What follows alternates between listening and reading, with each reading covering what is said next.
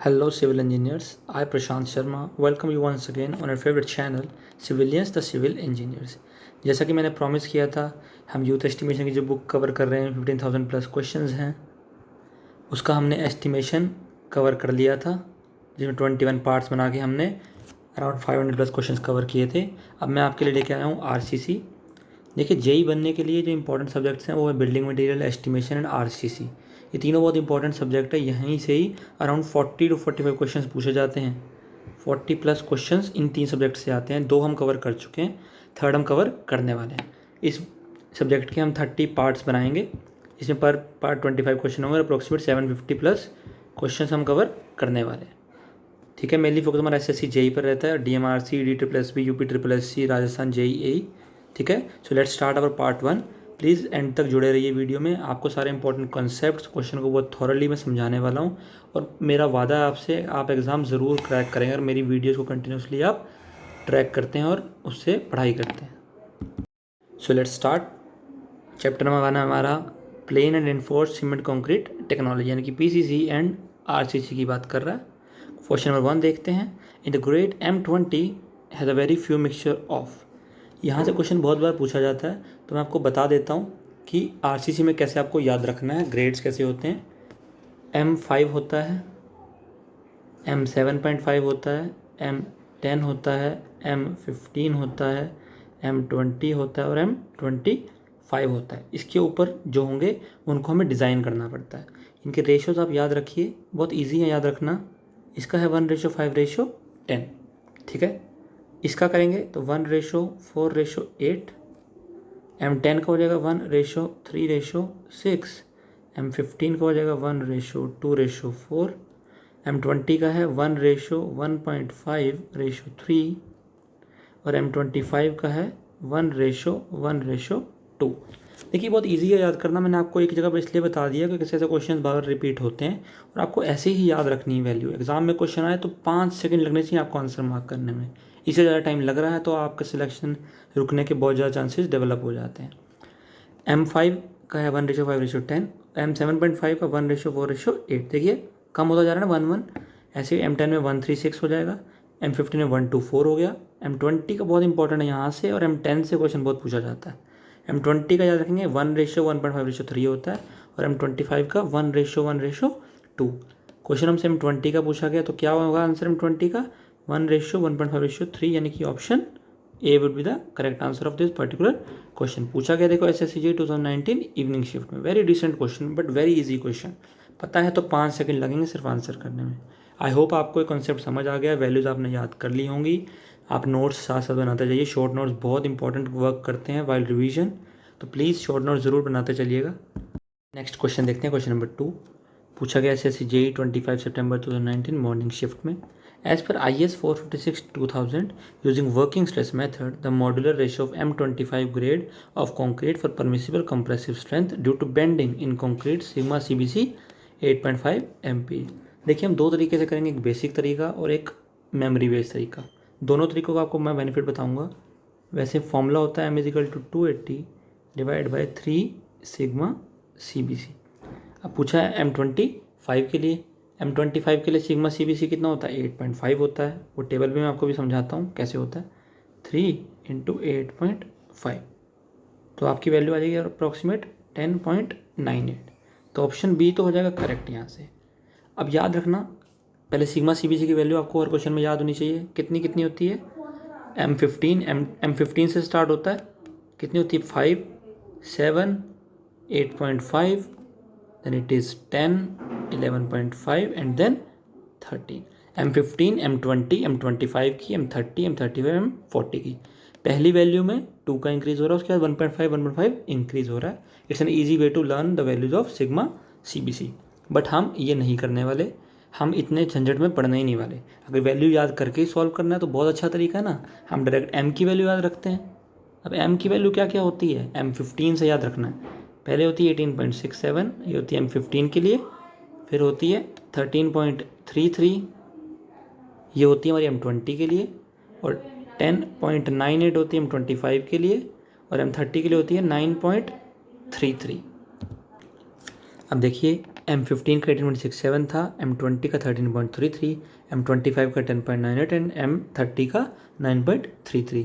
Generally M20 का या M30 पे क्वेश्चन आता है, बट इन्होंने इस बार ट्रिक करके M25 पे पूछ लिया है। तो देखिए डायरेक्ट आंसर मिल गया हमें 10.98। आपको पेन भी उठाने की ज़रूरत नहीं पड़ी, इतना सारा सॉल्व करने की आपको ज़रूरत ही नहीं है। इसमें आपके 15 से 20 सेकंड चले जाएंगे, 30 भी जा सकते हैं, बट अगर आपको वैल्यू याद है तो 5 सेकंड में आपके क्वेश्चन का आंसर आ जाएगा।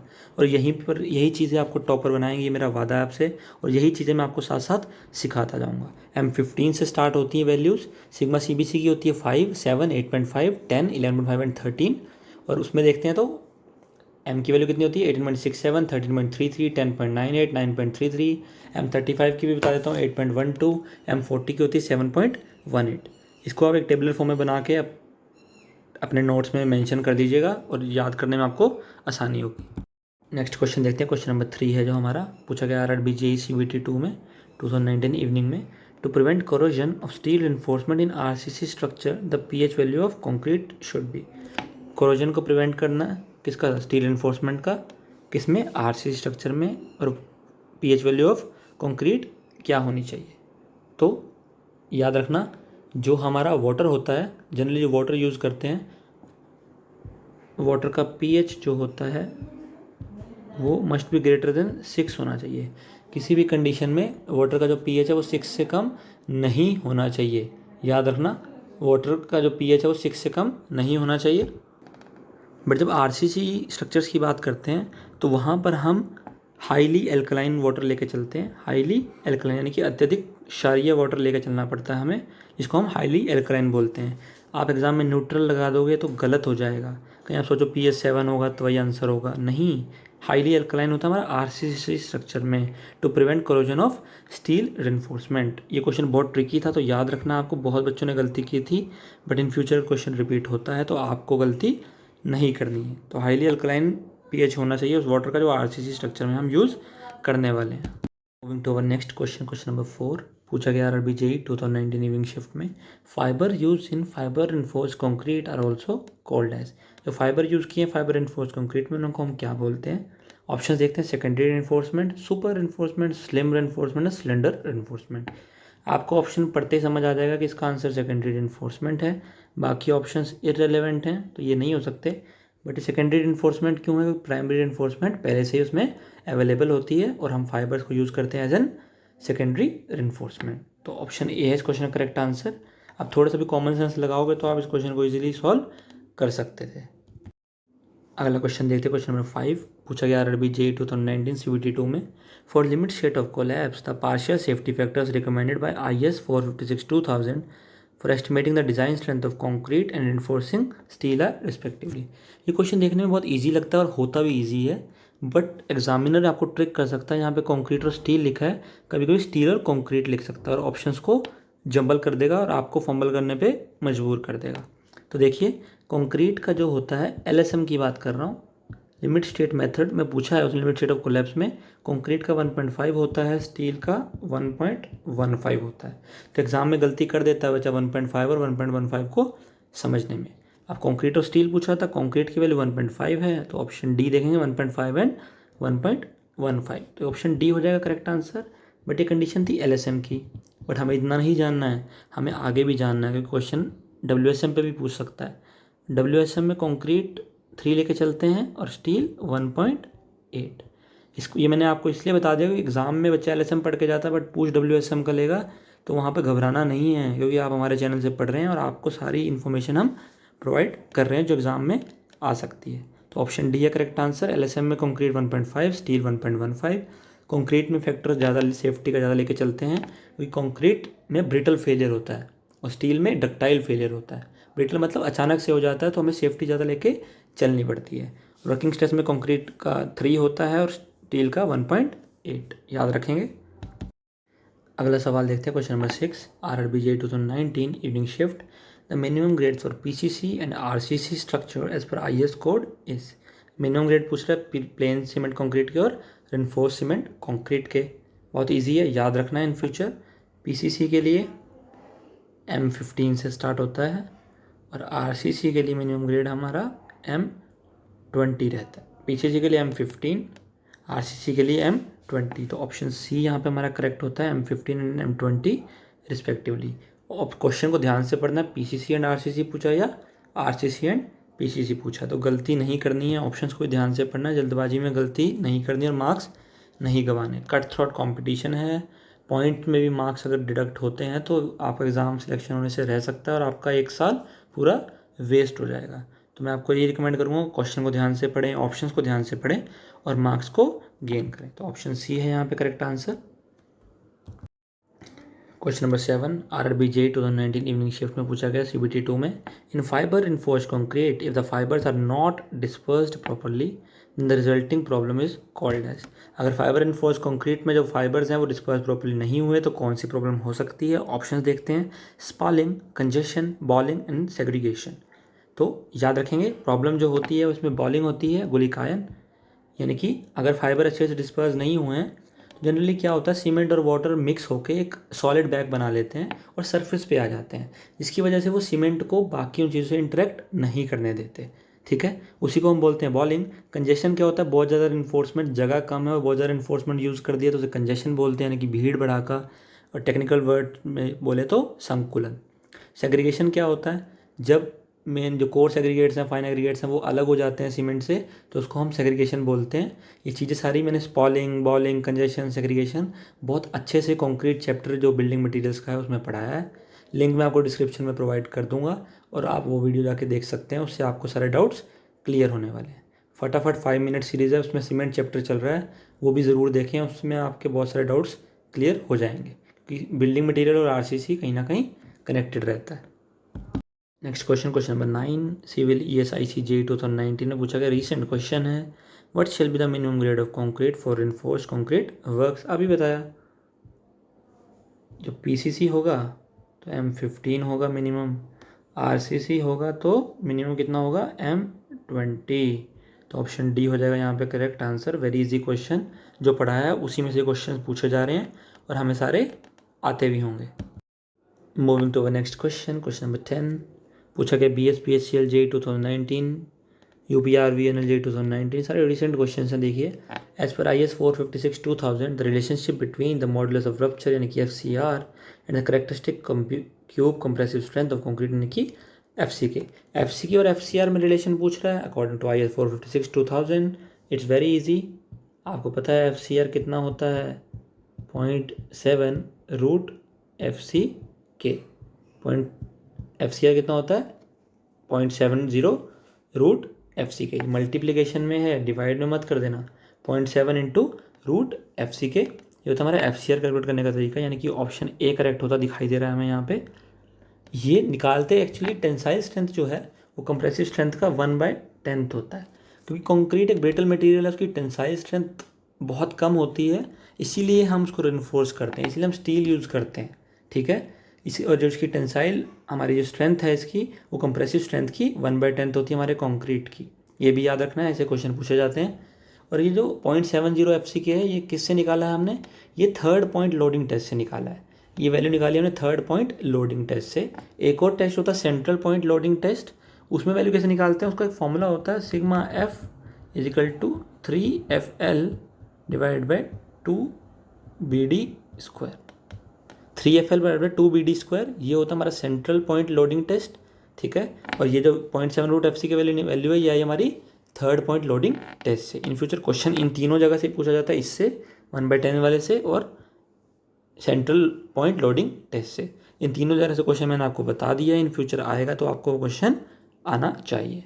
इस क्वेश्चन का आंसर है 0.70 रूट FCK यानी कि ऑप्शन ए। आगे बढ़ते हैं, moving to next question, question number 11 पूछा गया, BSPHL JEE 2019, SSC JEE 2018, engineering services 2006। 3 exams में पूछा गया तो इंपॉर्टेंट ज़रूर होगा, बहुत बार रिपीट भी होता है। If FCK is the characteristic cube compressive strength of concrete in Newton/mm², then the modulus of elasticity of concrete as per IS 456/2000। ये पढ़ना बहुत ज़रूरी है कि 456/2000 में पूछा है, तब वैल्यू इसकी ये है 5000 रूट FCK रखी गई है। बट अगर यहाँ पे IS 456/1978 पूछ लेता, तब इसकी वैल्यू 5700 रूट FCK होती। तो ऑप्शन को ध्यान से पढ़ना है, क्वेश्चन को ध्यान से पढ़ना है कि वो क्या पूछ रहा है। और एफ क्या होती है, करेक्टरिस्टिक स्ट्रेंथ होती है कंक्रीट की, वो कब निकाली जाती है, 28 डेज पे। मैं आपको मान के चल रहा हूँ कि आपको बिल्कुल भी चीज़ें नहीं पता, इसलिए मैं आपको हर एक चीज़ बता रहा हूँ। ज़ीरो से स्टार्ट करेंगे और एंड तक जाएंगे और एग्ज़ाम को क्रैक करेंगे। ये चीज़ें याद रखनी है। 55,000 रूट एफ होता है 456 2000 आई एस कोड में, और 456 1978 आई एस कोड में 57 रूट एफ होता है। करेक्टरिस्टिक स्ट्रेंथ जो एफ होती है वो 28 डेज पे कैलकुलेट होती है। इतना ही याद रखना है। ऑप्शन ए है करेक्ट आंसर। आगे बढ़ते हैं। क्वेश्चन नंबर 12 SSC JEE 2016 में पूछा गया है। The steel beam of light section placed in plain cement concrete are called. जो स्टील बीम है लाइट सेक्शन की, जो प्लेस की जाती है PCC में, उसको क्या बोलते हैं? ऑप्शंस देखते हैं। Simple joist, joist, concrete joist और फिलर जॉइस्ट। उनको हम बोलते हैं फिलर जॉइस्ट, यानी कि पूरक कड़ी। ये स्टील बीम होती है लाइट सेक्शन की, जो प्लेस किया जाता है PCC में, इसको बोलते हैं हम फिलर जॉइस्ट, यानी कि ऑप्शन डी है करेक्ट आंसर। आगे बढ़ते हैं। नेक्स्ट क्वेश्चन, क्वेश्चन नंबर 13 पूछा गया UPSSC JEE 2015 में। The tensile strength of concrete expressed as the ratio of compressive strength is. अभी मैंने आपको बताया था जो कंक्रीट की टेंसाइल स्ट्रेंथ होती है, जिसे हम निकालते हैं 0.7 रूट FC के वाले फॉर्मूले से, ठीक है। जैसे थर्ड पॉइंट लोड टेस्ट पे भी बोला था, मैंने आपको बताया था, सेंटर पॉइंट लोड टेस्ट भी बताया था, ये भी बताया था कि टेंसाइल स्ट्रेंथ कंप्रेसिव स्ट्रेंथ की कितनी होती है, 1/10। कितनी? 1/10, यानी कि ऑप्शन डी है करेक्ट आंसर। अभी पढ़ाया था, देखो अभी क्वेश्चन रिपीट भी हो गया। मैं बता रहा हूँ मेरी वीडियो देखने के बाद ऐसे एक भी क्वेश्चन ऐसा नहीं बचेगा जो आपको आता ना हो। देखिए कुछ क्वेश्चन इन डेप्थ अगर पूछा जाता है वो किसी को भी नहीं आता होगा, बट मेजॉरिटी ऑफ क्वेश्चंस तो आपको आते ही होंगे। मैं आपको एश्योर कर सकता हूँ आप 65+ मार्क्स स्कोर करेंगे 100 में से, 70+ भी स्कोर कर सकते हैं और अच्छे से पढ़ेंगे। ये एश्योरेंस मैं आपको देने वाला हूँ। SSC JEE में आप 70+ मार्क्स टेक्निकल में स्कोर कर लेंगे। अगला क्वेश्चन देखते हैं, question number 14। Examine the following statements पूछा गया है। ये SSB हिमाचल प्रदेश 2018 में पूछा गया है ये। देखते हैं आप statements. Factor of safety for steel should be based on it's yield stress. Factor of safety for steel should be based on it's ultimate stress. Factor of safety for concrete should be based on it's yield stress and factor of safety for concrete should be based on it's ultimate stress. तो याद रखना, concrete जो है वो हमारा ultimate stress तक जाता है और स्टील जो है वो हमारा यील्ड स्ट्रेस तक जाता है। ये याद रखना है, जो स्टील है वो यील्ड स्ट्रेस तक जाना चाहिए। देखते हैं ऑप्शन में 1 करेक्ट है, और जो कंक्रीट है वो हमारा अल्टीमेट स्ट्रेस तक जाना चाहिए, यानी कि ऑप्शन 4 करेक्ट है। स्टील कहाँ तक जाना चाहिए? यील्ड स्ट्रेस तक। कहाँ तक? यील्ड स्ट्रेस तक जाना चाहिए, यानी कि सिग्मा y तक जाएगा। और कंक्रीट जो है वो हमारा अल्टीमेट स्ट्रेस तक जाएगा, यानी कि सिग्मा u तक। तो ऑप्शन बॉम्बे करेक्ट हो जाएगा 1 और 4। स्टील जाएगा यील्ड स्ट्रेस तक, कंक्रीट जाएगा हमारा अल्टीमेट स्ट्रेस तक। नेक्स्ट क्वेश्चन देखते हैं, question number 15 Telangana assistant engineer 2015 में पूछा गया है। Consider the following statements regarding the working stress design of under reinforced RC section. Working stress design करना है अंडर रेनफोर्स्ड सेक्शन का, यानी URS का। तो देखेंगे options. The neutral axis depth will be greater than that of balance section. Stress in steel in tension will reach its maximum permissible value. The moment resistance will be less than that of balance section, and the concrete on tension side is also to be considered for calculating the MR of section. तो option देखते हैं 1 and 2 are correct, 1 and 4 are correct, 3 and 4 are correct, 2 and 3 are correct. तो देखते हैं, neutral axis depth की है वो balance section से ज़्यादा होनी चाहिए, नहीं अंडर एनफोर्स है तो ये कम होनी चाहिए, ये गलत हो जाएगा। स्ट्रेस है steel in tension will reach its maximum permissible value. Yes, जो स्टील जो है टेंशन में उसका जो स्ट्रेस है उसकी मैक्सिमम परमिसिबल वैल्यू तक जाएगा। तो ऑप्शन स्टेटमेंट 2 तो करेक्ट हो गया। स्टेटमेंट 3 देखते हैं। The moment resistance will be less than that of balance section. Yes, तभी तो उसे अंडर एनफोर्स सेक्शन बोला जाता है, जिसका मोमेंट रेजिस्टेंस है वो बैलेंस सेक्शन से कम होगा। नहीं 2 and 3 करेक्ट हो गया, तो 4 हमारा इनकरेक्ट है। ऑप्शन डी ऑटोमेटिकली करेक्ट हो जाएगा, 2 and 3। बढ़ते हैं आगे। क्वेश्चन नंबर 16 तेलंगाना AE 2015 में पूछा गया है। Partial shaft effect of the material considered for concrete is.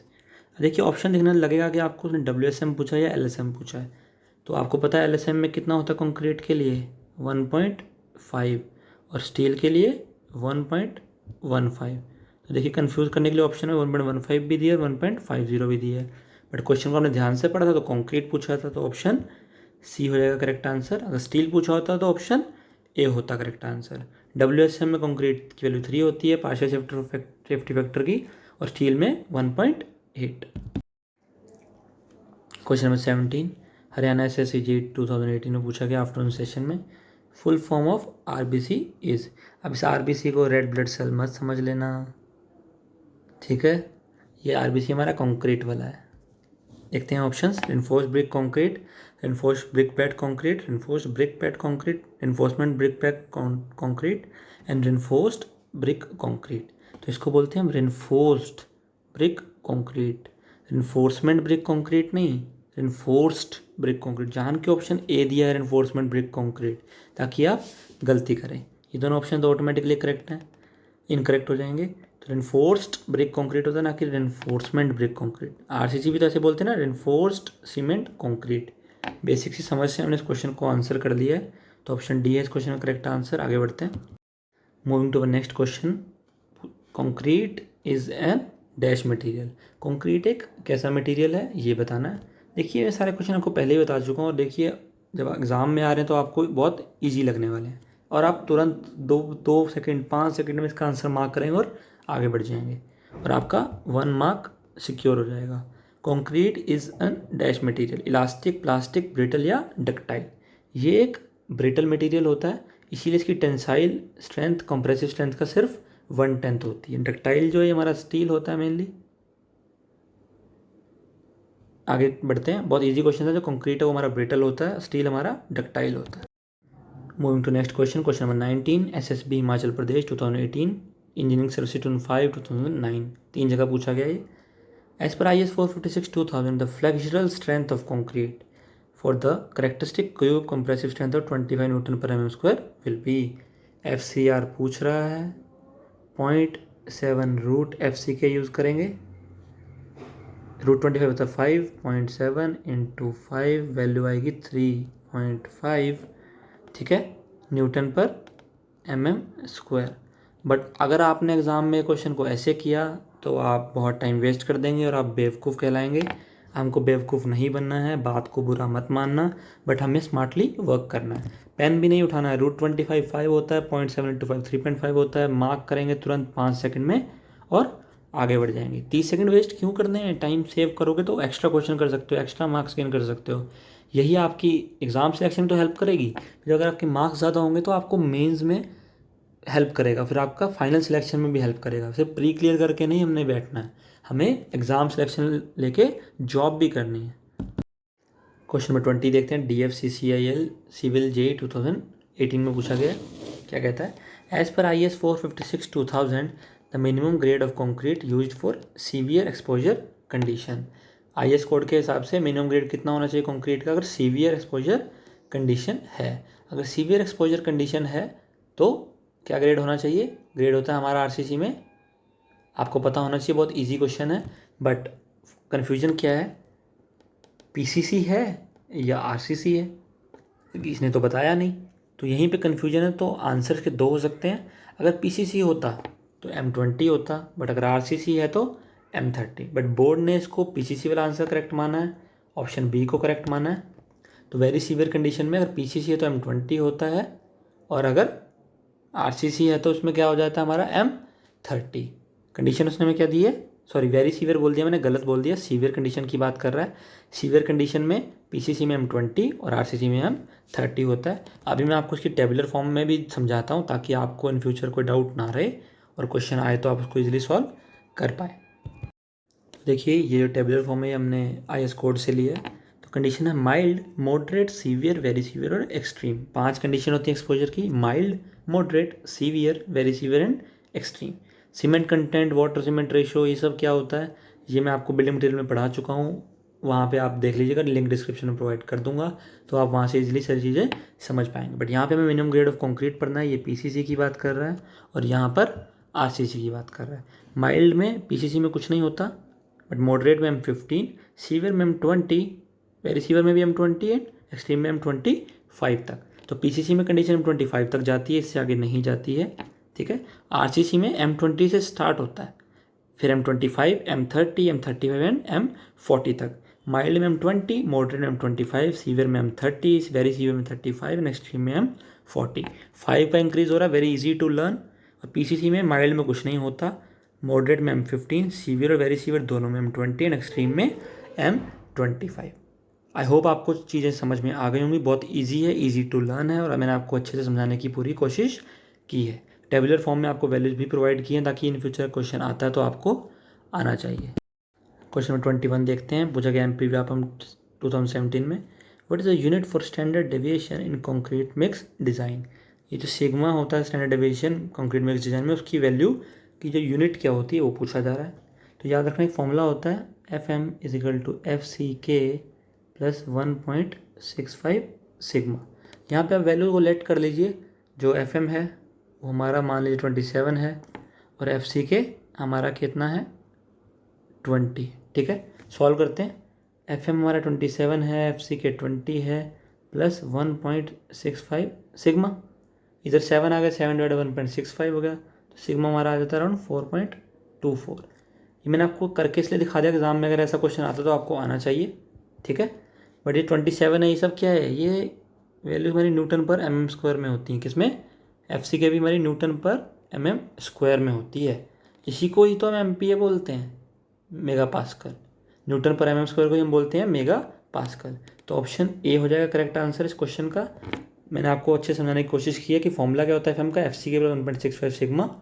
ठीक है, और सिग्मा की वैल्यू निकालनी है तो अगर वैल्यूज गिवन है तो आप ऐसे निकाल सकते हैं। याद रखना है FM और FCK हमारा न्यूटन पर mm² में होता है, तो सिग्मा भी हमारा न्यूटन पर mm² में होगा, जिसको हम MPa भी बोलते हैं। जो ऑप्शन ए है हमारा correct answer. Next question number 22, DFCCIL civil JEE 2018 में पूछा गया है। जो बच्चे DFCCIL की तैयारी कर रहे हैं उनके लिए क्वेश्चन बहुत इंपॉर्टेंट है। The relation between the effective modulus ECE with the short term static modulus EC and the creep coefficient theta of concrete is given by. तो याद रखना लॉन्ग टर्म की बात कर रहा है, शॉर्ट टर्म के रिलेशन में पूछ रहा है। तो एक फॉर्मूला होता है ECE = EC divide by 1 + theta. ये फॉर्मूला होता है long term static modulus of elasticity निकालने का। ठीक है, EC/1 + थीटा, ये लॉन्ग टर्म है। लॉन्ग टर्म नहीं होगा तो सिर्फ EC हो जाएगा। ठीक है, थीटा की वैल्यू जो होती है वो मैं आपको बता देता हूँ कितनी कितनी होती है, 2.2, 1.6 एंड 1.1। ये होती है हमारी 7 डेज पे, ये होती है हमारी 28 डेज पे, ये होती है हमारी 1 ईयर में। मैंने आपको बता दिया 7 दिन में थीटा की वैल्यू 2.2 हो जाएगी, 28 में 1.6 हो जाएगी और 1 ईयर में 1.1 हो जाएगी। न्यूमेरिकल पूछ लेगा तो वैल्यू पूछी है, आगे कभी न्यूमेरिकल भी पूछ सकता है, तो आपको थीटा की वैल्यू ना दे तो आपको पता होनी चाहिए, इसलिए मैंने आपको बता दी है। तो ऑप्शन डी हो जाएगा यहाँ पे करेक्ट आंसर। क्वेश्चन नंबर 23 देखते हैं। DFCCIL JEE 2018 में पूछा गया है। According to IS 456/2000 exposure condition of concrete surface to coastal environment completely is classified as. अब इस क्वेश्चन से आपको बहुत कुछ सीखने को मिलेगा। पहली बात, अगर कोस्टल एनवायरनमेंट है तो कौन सी कंडीशन है यही पता होना बहुत ज़रूरी है। तो ये पता होगा हमें कि क्या होती है, सीवियर कंडीशन लेके चलते हैं इसे हम। इस क्वेश्चन में इसने इतना ही पूछा था, बट मैं आपको आगे भी बताऊंगा कि कैसे करना है। सीवियर कंडीशन है हमारी कोस्टल एनवायरनमेंट के लिए। अब आगे क्वेश्चन क्या पूछ सकता है, PCC का क्या ग्रेड हो सकता है और RCC का क्या ग्रेड हो सकता है, ये क्वेश्चन पूछा जा सकता है। तो PCC अगर सीवियर है तो M20 हो जाएगा, बताया था ना, माइल्ड में कुछ नहीं होता, मॉडरेट में M15, सीवियर में M20, वेरी सीवियर में M20, देन एक्सट्रीम में M25, RC में M22, M20, M25, M30। तो RCC में कितना हो जाएगा, सीवियर में M30, वेरी सीवियर में M35 एंड एक्सट्रीम में M40। ये तीनों चीज़ आपको याद रखनी है। क्या कंडीशन होगी, सीवियर हो गई और कोस्टल एनवायरनमेंट है, PCC होगा तो M20 ग्रेड, RCC होगा तो हमारा M30। और अभी मैं आपको एक टेबुलर फॉर्म में दिखाऊंगा इस कोड का कि कहाँ पर कंडीशन माइल्ड होती है, moderate, severe, very severe, extreme condition कहाँ कहाँ पर होती है, ताकि आपको एग्जाम में इजीली चीज़ें समझ आ सकें। देखिए ये टेबुलर फॉर्म है, mild condition, moderate, severe, very severe and extreme की। माइल्ड कब है, जब concrete surface protected against weather और एग्रेसिव कंडीशन एक्सेप्ट दो सिचुएशन कोस्टल एरिया, ये माइल्ड कंडीशन है। मॉडरेट, जहाँ पे शेल्टर किया गया सीवियर रेन और फ्रीजिंग से, और concrete expose to condensation and rain and concrete continuously under water, ये मॉडरेट कंडीशन है। क्वेश्चन बहुत ज़्यादा पूछा जाता है सीवियर से। सीवियर में देखिए concrete surface expose to severe rain, alternate wetting और drying occasional freezing, wet or severe condensation, and completely immersed in sea water, exposed to coastal environment. यही समझाने के लिए मैंने आपको टेबल दिखाया है. ये सीवियर कंडीशन होती है, ठीक है. और वेरी सीवियर में अंडर एग्रेसिव सबसोल ग्राउंड वाटर है तो वेरी सीवियर. और एक्सट्रीम कब होती है? जब टाइडल जोन में होता है. यहाँ से भी क्वेश्चन पूछा जाता है कि extreme condition.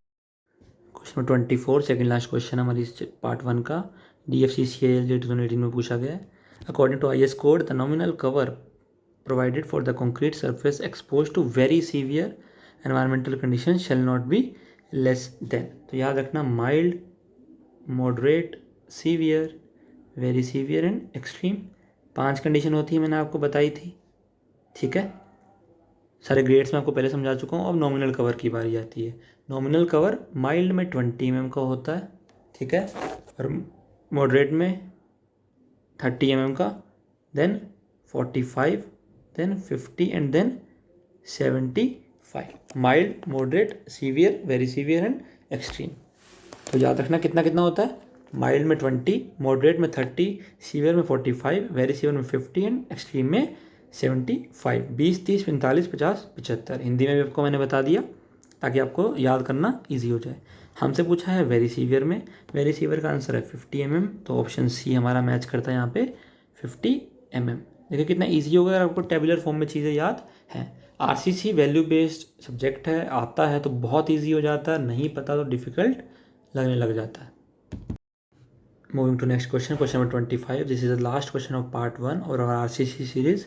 SSB Himachal Pradesh 2018 में पूछा गया है. According to IS code the normal circumstances where the ambient temperature does not fall below 15 degree Celsius and where OPC is used and normal curing is done, the stripping time in days of the props to slabs spanning up to 4.5 metre में भी taken as.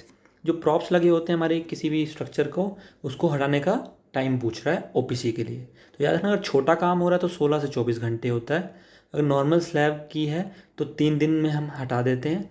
But अगर slab का काम मान लो 4.5 metre तक है तो उसके लिए 7 दिन, और 4.5 मीटर से ज़्यादा है तो 14 दिन. और अगर हैवी वर्क है तो उसमें 7 डेज़, और अगर हैवी वर्क कैंटिलीवर में हो रहा है तो उसमें 6 मीटर तक 14 डेज़ एंड 6 मीटर से ज़्यादा 21 डेज़. मैंने आपको थोड़ा जल्दी जल्दी बता दिया है क्योंकि इससे क्वेश्चन बहुत रेयर पूछा जाता है, बट पूछा गया तो मैं आपको बता रहा हूँ कि अगर 4.5 मीटर तक है तो 7 डेज़, 4.5 मीटर तक है तो 7 डेज़ में फॉर्म वर्क हटा देना चाहिए. और अगर ग्रेटर देन 4.5 मीटर है तो कितने दिन लगेंगे? 14 डेज़. बट यहाँ पे इसने हमसे कितने दिन का पूछा है, कितने लेंथ का पूछा है? 4.5 मीटर तक. 4.5 मीटर तक के लिए ऑप्शन बॉम्बे हो जाएगा हमारा, यानी कि वैल्यू 7. तो यहीं पे हमारा पार्ट 1 एंड होता है. आई होप आपको चीज़ें मैं अच्छे से समझा पाया हूँ और आपको समझ भी आई हैं. शॉर्ट नोट ज़रूर बनाते रहिएगा. सो प्लीज़ वो लाइक आवर वीडियो. अगर चैनल पर न्यू हैं तो चैनल को सब्सक्राइब करना ना भूलें. So keep loving us, keep sharing us, have a nice day ahead. और PDF के लिए हमारा टेलीग्राम चैनल फॉलो कीजिए, सिविलियंस द सिविल इंजीनियर्स. और फेसबुक पर भी आप हमें फॉलो कर सकते हैं, सिविलियंस द सिविल इंजीनियर्स पर. और इस वीडियो के कंटेंट को बड़ी मेहनत से बनाया हमने आप लोगों के लिए, तो अपने फ्रेंड्स में शेयर करना ना भूलें.